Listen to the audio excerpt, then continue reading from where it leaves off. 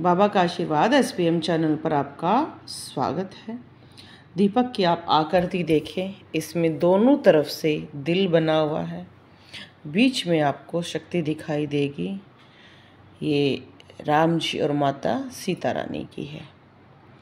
बहुत सारे ये पूछते हैं कि जी हम सीताराम लिखते हैं, राम नाम लिखते हैं, हम हनुमान चालीसा पढ़ते हैं, हम बजरंग बाण पढ़ते हैं, सुंदरकांड का पाठ करते हैं, हम मंगलवार का व्रत करते हैं, हम शनिवार का व्रत करते हैं, हमें काफ़ी चीज़ों का अनुभव होता है, हम हनुमान भगत हैं।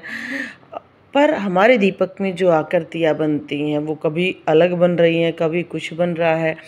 अब ये आकृति आप सामने देख रहे हैं, इसका क्या अर्थ है? जैसे जैसे हम अपने इष्ट से जुड़ते जाते हैं वो हमें आशीर्वाद प्राप्त होता रहता है। उनकी जो ऑरा है वो हमारे अंदर आनी शुरू हो जाती है।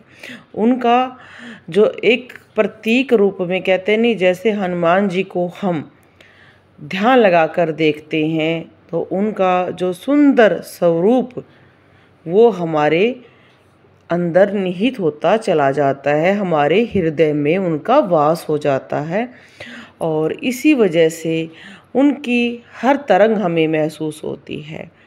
उनका जब भी हम मुख देखते हैं, कोई भी विग्रह देखते हैं, या हम सालासर जाते हैं, मेहंदीपुर जाते हैं, कोई भी भजन सुनते हैं, हमें अलग अलग अनुभव होते हैं।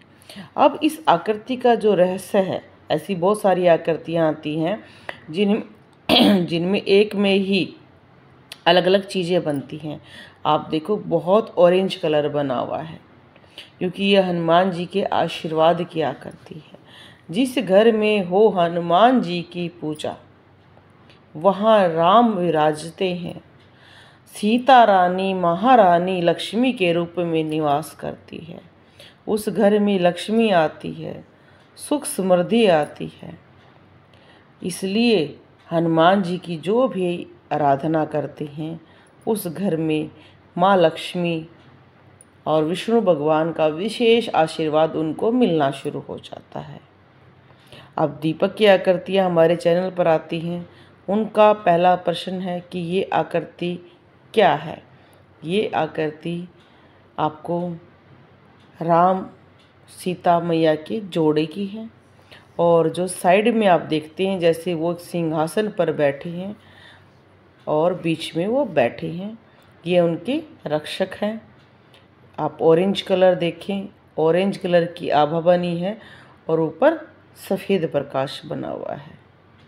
तो ये सिर्फ हमें एक संकेत बता रहे हैं कि आप जो आराधना कर रहे हो वो सफल होती जा रही है। अब अगर ऐसी आकृति आपके दीपक में भी बने तो उससे आपको क्या लाभ मिलेगा? आप सिद्धियों की तरफ जाते जाओगे। अब सिद्धि बहुत तरह की होती हैं। कईयों को सिद्धि मिलती है छठी इंद्रिय की, वो महसूस करते हैं, वो गंध से महसूस कर लेते हैं मनुष्य को कि इसमें नेगेटिव एनर्जी है, इस घर में नेगेटिव एनर्जी है। फिर उनको मिलती है सपने के माध्यम से सिद्धियाँ। सपने के माध्यम से उन्हें देव दर्शन होते हैं, देव स्थानों के दर्शन होते हैं और अच्छे व्यक्तियों के दर्शन होते हैं। अलग अलग उनको संकेत मिलते हैं, यात्राओं के संकेत मिलते हैं, कहीं हवन पर जाएंगे उनके संकेत मिलेंगे।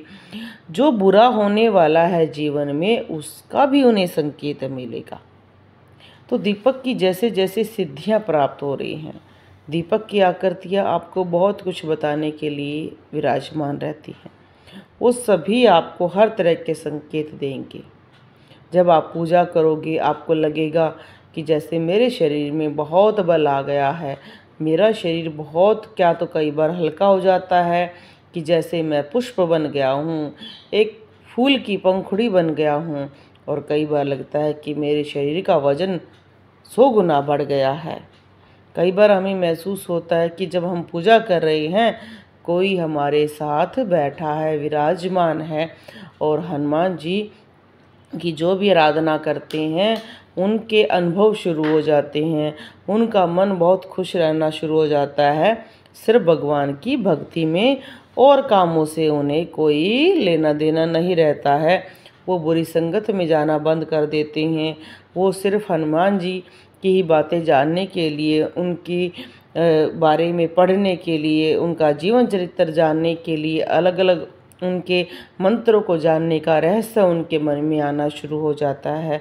वो उनके नाम का हवन पूजन शुरू करते हैं, मंत्र जाप करते हैं, वानर सेना को जिमाना शुरू करते हैं, और बहुत सारे ऐसे कार्य हैं जो वो करते चले जाते हैं। बोलो जय श्री राम।